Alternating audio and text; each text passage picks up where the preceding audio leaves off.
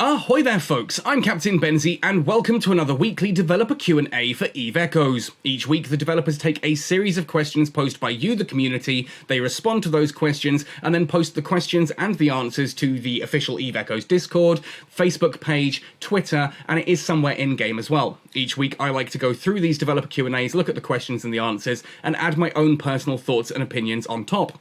Now this week you may have noticed there is something a little bit different. I've decided to switch my webcam on because you know what, now that I'm back in the UK I'm considering streaming a bit more, and so this is kind of my way of testing my setup and testing the water. If you like it, let me know in the comment section down below. If you don't like it, let me know in the comment section down below. If you think I'm handsome, get your eyes checked. Otherwise though, let's jump right into this week's developer Q&A for the week of the 18th to the 24th of July. There's only 3 questions this time around, so it shouldn't take too long.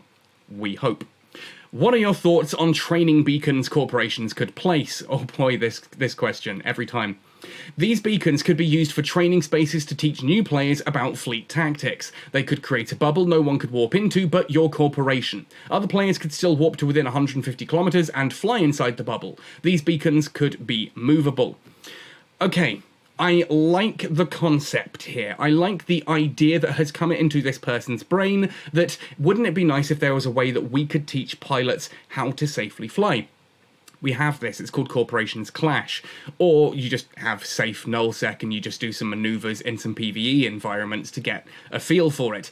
The idea of complete safety though really shouldn't be a thing in EVE. If you want to do a fleet maneuver and practice, you should expect that to have a modicum of risk to it. This is EVE. Everything is supposed to have some kind of risk involved. But the immediate thing that comes to me every time someone suggests something like this is, cool, now I'm just going to pop one on my mining belt. Now I'm going to pop one on my PvE fleet. Now I'm going to pop one around my station. How do you determine where you can and cannot place one of these?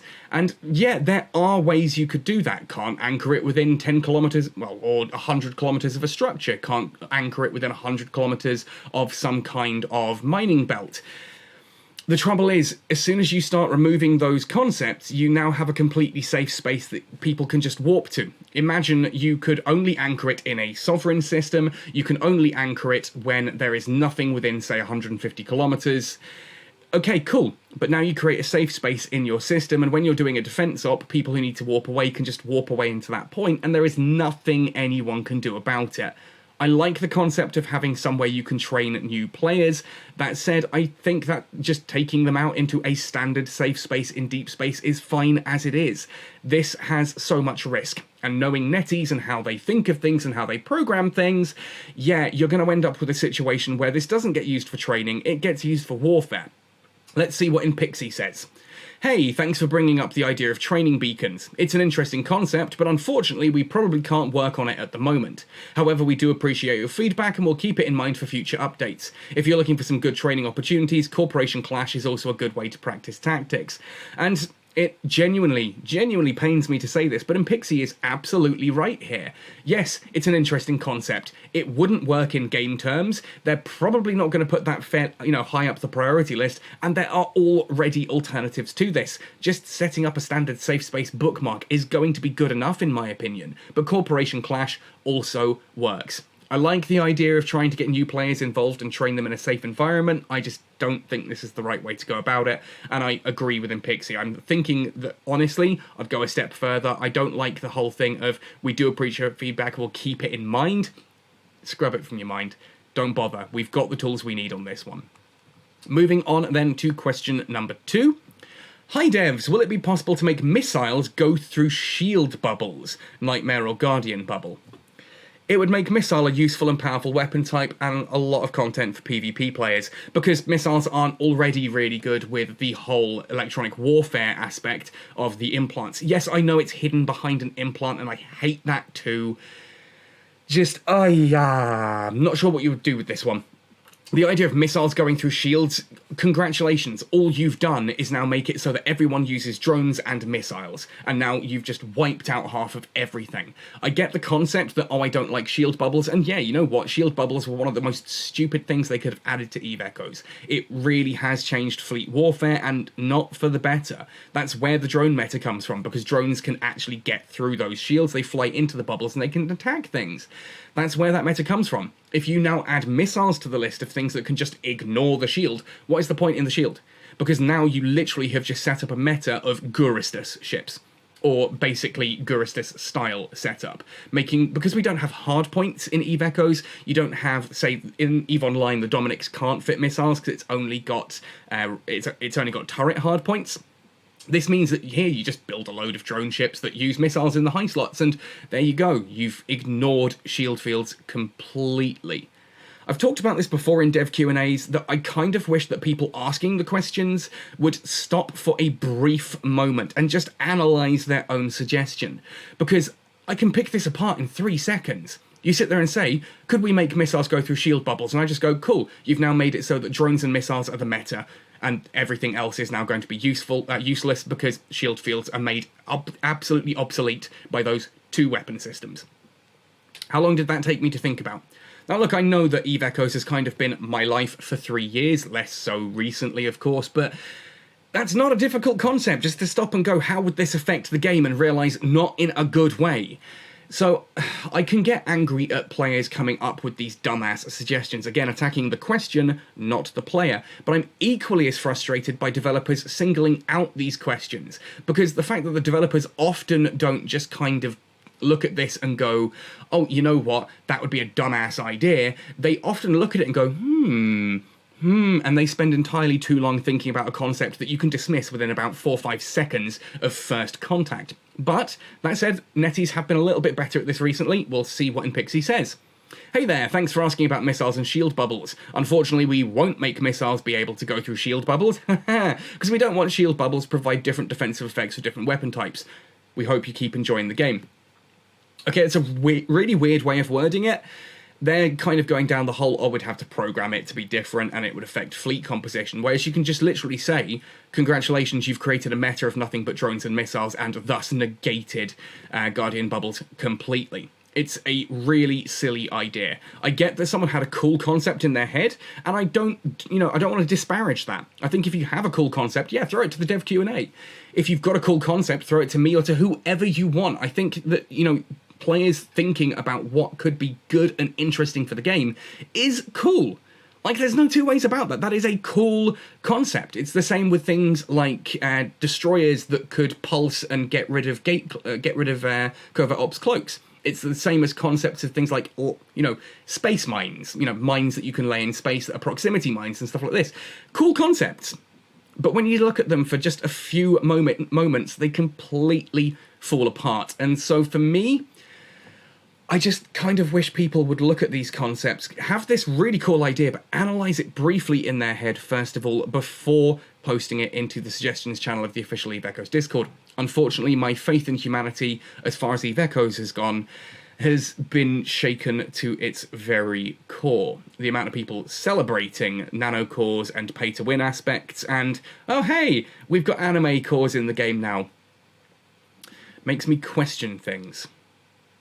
Speaking of questions, though, question number 3. Could we expect in the future an option to turn off backgrounds? Some of the backgrounds, yes, I'm looking at you, Claralam, are extremely bright and hurt the eyes of light-sensitive people, causing migraines. My phone also overheats less when the background is black. Cool. Brightness slider. Or, here's a thought, here's a concept, leave Claralam. If Claralam hurts your eyes, leave Claralam. There are other high-sec islands, or, shock horror, maybe you should play the actual game rather than just sitting in a high-sec island AFK farming all day. I mean, genuinely, I've said before, if sitting in Claralam and AFK farming the entire day is your concept of what EVE Echoes gameplay should be, find another game. Jesus, like, what is that? I'm just going to sit here and pick up my phone and stare at it for 3 hours whilst the game plays itself. Or rather, I'm going to pick my phone up, I'm going to press the button, then I'm going to set it down, and now I'm going to watch YouTube. Then you're not playing the game. If you're not enjoying the game, if the gameplay isn't intriguing and interesting, maybe you should move on to a game that is. Or maybe we should fix this one so that it actually is interesting. That would be my actual preferred, but NetEase seem utterly intent on not doing that, so, you know, we work with what we've got. What does Impixie say? Thank you for your feedback. On one hand, we understand that some of the backgrounds in Eve Echoes can be bright, and we're sorry that it may be uncomfortable for some players. On the other hand, space is full of bright stars, and we want to create a realistic and immersive in-game experience. We're blinding you because science and realism. You could try adjusting the camera angle to avoid looking directly at the stars. Let us know if this will be helpful. Yeah, look, I'm going to roll this one back a bit. I do kind of get it, and I've always talked about accessibility in video games. I think switching off the skybox just feels a bit much. I don't know, I think just turning the brightness down on your phone should be plenty, or if it's really that bright, genuinely, if it's that bright that it hurts, then either move out of Claralam and explore the rest of this wonderful game. There is more than one system. You might be surprised. I'm being sardonic there. I know that people in Claralam understand that there's more than one system. There's about 19 between them and Jita, right? So they know all 19 of those systems. Yeah.